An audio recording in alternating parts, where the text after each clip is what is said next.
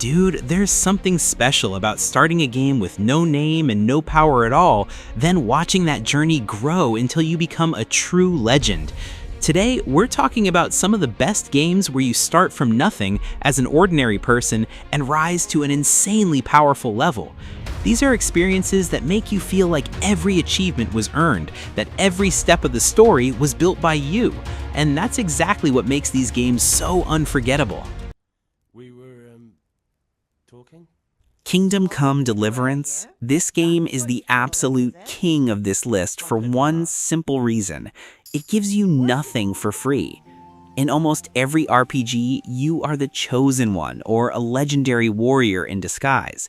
Here, you are Henry, the son of a blacksmith who can barely hold a sword, and if you try to face two guards at the same time early on, you'll end up dead in a ditch.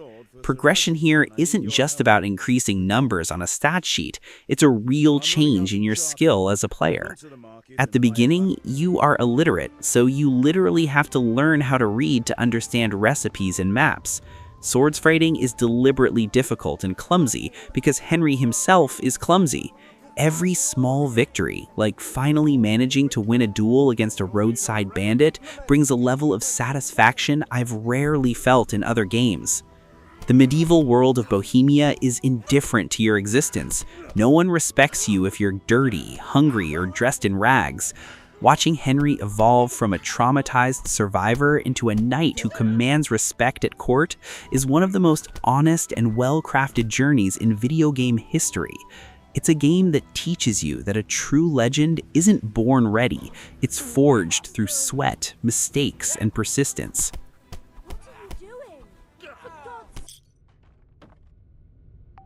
Fallout New Vegas, you start the game as a courier who is shot in the head and buried in a shallow grave. It's hard to start any lower than that. What makes New Vegas a masterpiece of this theme is that your rise isn't based on divine superpowers, but on your ability to influence people and the factions around you. At the beginning, you're wandering the Mojave Desert with a rusty pistol, just trying to figure out who tried to kill you. But as you navigate the dirty politics of the New California Republic, Caesar's Legion, and the mysterious Mr. House, you realize that your character, that courier no one believed in, has become the pivot who will decide the future of the entire region. The freedom here is absurd. You can be a sharp-tongued diplomat, a stealthy survivor, or a psychopath with a grenade launcher. The game never forces you to be a hero. It allows you to build your reputation from scratch, step by step, in a world where every choice carries heavy consequences. Reaching the Vegas Strip after dozens of hours struggling through the desert is a moment that validates every bit of effort in your journey.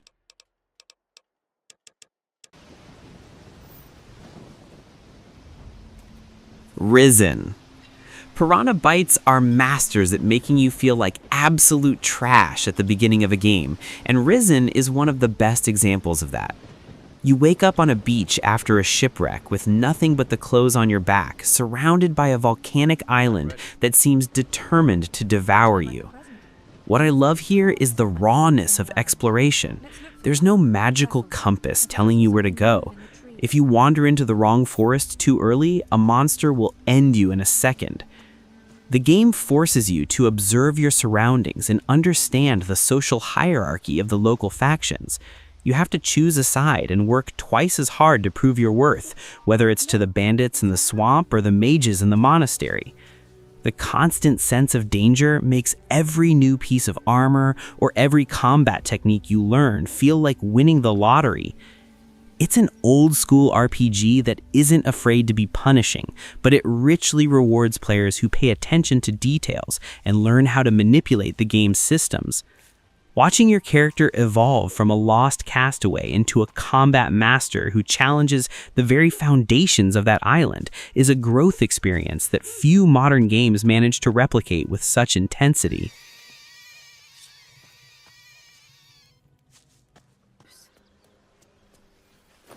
Baldur's Gate 3. Although you start with class abilities, in Baldur's Gate 3, your journey begins with a parasite in your head and a death sentence hanging over you. You're just another prisoner on an alien ship, and no one in the world of Faerun knows or cares who you are. The beauty of this progression lies in its scale. You begin by solving small village problems and dealing with snot-nosed goblins, but the complexity of your decisions escalates in such a way that, before you realize it, the fate of entire cities and even planes of existence depends on your actions. The game gives you insanely creative tools to climb the ladder. You can be the charismatic leader who brings everyone together, or the shadowy manipulator who reaches the top by eliminating the competition. Each level you gain brings a tangible shift in your firepower, and the interactions with your companions, who also started out as messed-up nobodies, make the rise to the top far more personal and memorable. It's an epic that never forgets its humble roots, making the story's climax carry immense emotional weight because you remember exactly how hard it was to leave that starting beach with nothing but a knife and a problem in your head.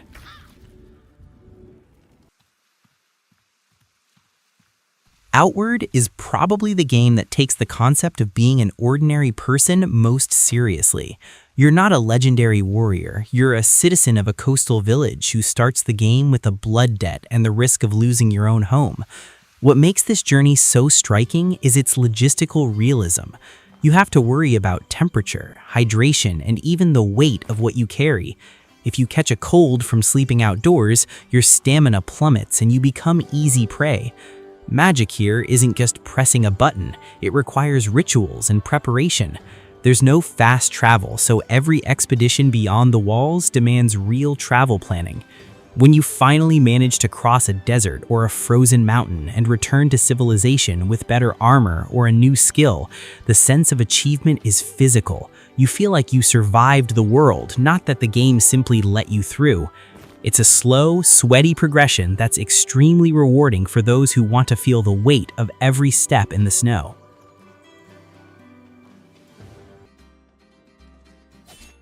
Greedfall is a setting of colonization and Baroque fantasy where you begin as a diplomat from a decaying nation arriving on a mysterious island in search of a cure. At first, you're just a fish out of water, trying to navigate between factions that hate each other and a native culture that doesn't trust you. What makes this rise so interesting is that your power grows both through brute force and political influence. You start by mediating bar brawls and end up deciding the fate of gods and nations. The attribute system is tightly woven. You can become a master of science and firearms, or such a persuasive diplomat that you avoid entire wars through dialogue alone. Watching your character earn the respect, or fear, of the different tribes and religious orders is what gives the experience its special flavor. The game has that old-school RPG charm where the world reacts directly to your alliances, making you feel like you've gone from a simple bureaucratic envoy to the most influential figure in that new world.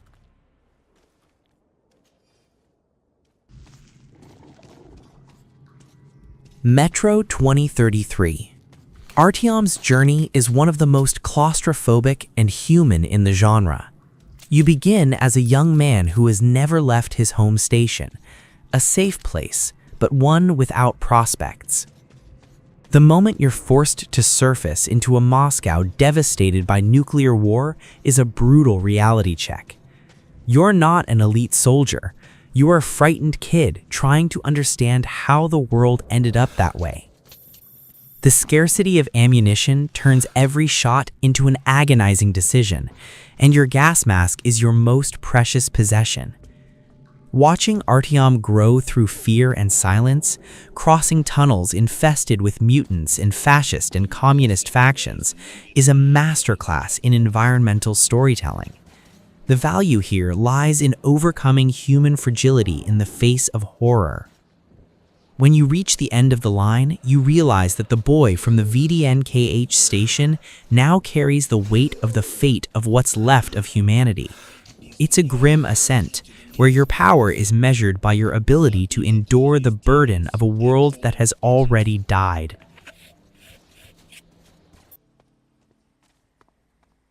Elex. I've already mentioned Piranha Bytes' style, but in Elex, the feeling of being a nobody is taken to the next level. You start as an elite commander who has lost everything, your powers, your faction, and your equipment. You're thrown into a world that blends laser technology with magic and swords, and everyone around you is stronger than you. The early levels are a lesson in humility. You'll run from many enemies before you're able to fight even one, but it's precisely this contrast that makes using the jetpack and high-tech weapons so satisfying later on. Character progression is strict and forces you to truly specialize in one of the survivor factions. Watching your transition from a starving exile into a warrior who regains control over the element Elex is one of the most well-structured power climbs I've ever played. The game doesn't forgive you, but if you understand the cruel politics of this world and know where to look for the right resources, your character's transformation into a legend of Magalan feels completely earned.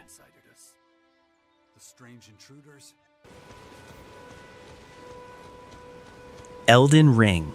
From Software perfected the idea of starting as a dull, unremarkable Tarnished, a being who shouldn't stand a chance against the demigods ruling the lands between. What makes this rise to power so memorable is the absence of a predefined path. You begin riding a beat-up horse staring at a massive castle on the horizon, and the game simply says, figure it out. There's no leveling system that carries you along, it's your perception and persistence that build the legend. Early on, a simple night in a clearing can destroy you in seconds, but after dozens of hours exploring forgotten dungeons and facing unimaginable horrors, you realize that your strength doesn't come only from your stats, but from the accumulated knowledge of that world. Watching your character, who started out mocked for having no maiden, defy the laws of existence itself and claim the Elden Throne is one of the most powerful transformations in the genre. The game respects your effort, turning every battle scar into another step toward divinity. Oh, wait. They are. Assassin's Creed 2. Unlike the first game, where you already start as a master assassin, here we witness the birth of an icon. Ezio Auditore begins as a young Florentine noble concerned only with street brawls and romantic conquests. The tragedy that destroys his family forces him to grow up overnight, and it's this journey of maturation that makes the game so special. You don't start out knowing how to use the hidden blade. You learn, make mistakes, and seek guidance. Watching Ezio evolve from an impulsive young man driven by revenge into a master mentor who understands the philosophy of the Order is a masterclass in character development. The Italian Renaissance provides the perfect backdrop for this growth as you move from the shadows of Florence's streets to influencing the fate of Rome and Venice. The emotional investment here is incredibly high because you feel like you're building the legacy of an ordinary man who was forced by circumstance to become a historical legend. It's a kind of growth that isn't just technical, but moral and philosophical as well.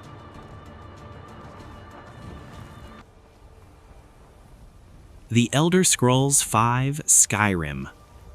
Skyrim's opening is an absolute classic. You're an anonymous prisoner in a cart, seconds away from losing your head. It doesn't get more irrelevant than that. What makes the journey unforgettable is the moment the game opens up and you realize that the frozen mountains of Skyrim place no limits on your ambition. You start by killing rats in basements and end up shouting dragons out of the sky. The beauty of starting as a nobody lies in the blank canvas it offers. You can become the greatest mage in the world, the leader of the thieves, or the most feared warrior of Nordic legend. Discovering that you are the Dragonborn is the catalyst, but what truly matters is how you shape that identity through hundreds of quests and explorations. The game gives you the entire world to carve your name into, transforming that penniless prisoner into the most important figure of an era of wars and prophecies. It's the ultimate power fantasy, built on a foundation of near infinite freedom. You tied down the boat. Green hell? You don't fight dragons or armies, you fight your own biology in one of the most hostile environments on the planet, the Amazon rainforest. You begin as a lost researcher, without a compass, without tools, and with no idea how to survive a single night in the jungle. The progression here is one of the most tactile I've ever experienced. Early on, you can die from a sip of dirty water or from a parasitic wound you don't know how to treat. But as you learn to identify plants, build thatched shelters, and craft your own stone weapons, your relationship with the forest changes. You stop being prey and become someone who understands the rules of that green hell. The protagonist's evolution isn't based on artificial experience points, but on your real knowledge of how to craft antidotes and maintain your mental sanity while isolation tries to break you. Watching your character transform into a master of the jungle, capable of hunting apex predators, is a journey of physical and psychological resilience that few games manage to portray with such raw intensity. Not all that fancy. Oh, and there's a dirt floor. Disco Elysium is without a doubt the most pathetic and fascinating beginning in the history of RPGs. You wake up in a trashed hotel room, suffering the worst hangover of your life and such deep amnesia that you can't even remember your own name, let alone that you're a detective sent to solve a murder. You are a walking failure in a decaying city called Revachol. What makes this rise so brilliant is that your growth isn't physical but mental and philosophical. You start as a nobody, despised by everyone, and through the internal dialogues of your own skills like logic, empathy, or instinct, you rebuild your identity. You decide whether you'll be a drunken philosopher, an exemplary cop, or a maniac chasing conspiracy theories. Your influence over the world grows as you unravel the mysteries of Martinez, proving that even a completely broken man can become the central axis of an immense political and social plot. It's a journey of self-discovery, where climbing out of a mental gutter is the greatest victory you can achieve.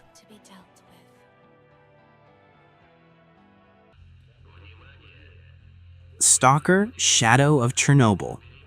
In the Chernobyl exclusion zone, you're just the marked one, an amnesiac survivor who was thrown off a truck full of corpses. You start with a mediocre pistol and a suit that barely protects you from radiation, surrounded by veterans who treat you like cannon fodder. The zone is an indifferent and cruel place, where an invisible anomaly or a mutant lurking in the bushes can end your story in a second. What makes this climb to the top so rewarding is that you earn every meter of territory with blood and caution. You learn to listen to the crackle of the Geiger counter, manage your bolts to detect anomalies, and understand the unstable politics of the Stalker factions. When you finally acquire elite gear and begin infiltrating the deepest and most dangerous secrets near the reactor, you look back and realize that the frightened rookie has become a legend feared even by mutants. It's a kind of growth built on respect for danger and the ability to adapt in a place where most people don't last a week.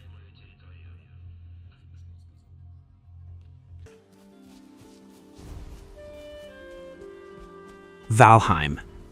In Valheim, you begin your journey in the rawest way possible, falling from the sky, carried by a giant raven, and dropped into a Norse purgatory with absolutely nothing but a tattered tunic. You're not a legendary hero. You're a lost soul who must prove their worth to Odin, starting from absolute zero. What makes this rise so addictive is how the game rewards every small interaction with the environment. Early on, your biggest challenge is punching trees to gather wood and running from boars that can easily kill you. But the magic happens when you build your first wooden shack and light a campfire to protect yourself from the cold night. The sense of safety that flimsy roof gives you is the first step toward becoming a legend. Unlike other survival games that are purely punishing, in Valheim, progression is driven by your courage to explore increasingly dangerous biomes. When you defeat the first boss and gain the ability to mine, the game opens up in a spectacular way. You stop being a frightened castaway and begin transforming into a master builder and a navigator of unknown seas. Watching your tools evolve from chipped stone to bronze and then iron brings a physical sense of satisfaction because you know how much sweat went into collecting every piece of ore in infested swamps or dark forests. Building a longship and setting sail into the ocean with no idea what lies beyond the horizon is the moment you realize that the nobody who once got beaten by boars is now writing their own Viking saga. It's an epic growth story built on persistence and respect for the brutal nature of this world. What all these games have in common is their respect for the player's journey. They don't hand you the title of hero in the opening scene. They force you to bleed, to fail, and to learn the rules of the world so that when you finally reach the top, that achievement feels real. Starting as a nobody is what gives meaning to the end of the story. But I know this list could be much longer. The world of games is full of overcoming journeys that make us feel small at the beginning and gigantic by the end. So tell me in the comments, which game made you feel this evolution the most, from nothing to becoming a legend? I want to know which journey left a mark on your lives.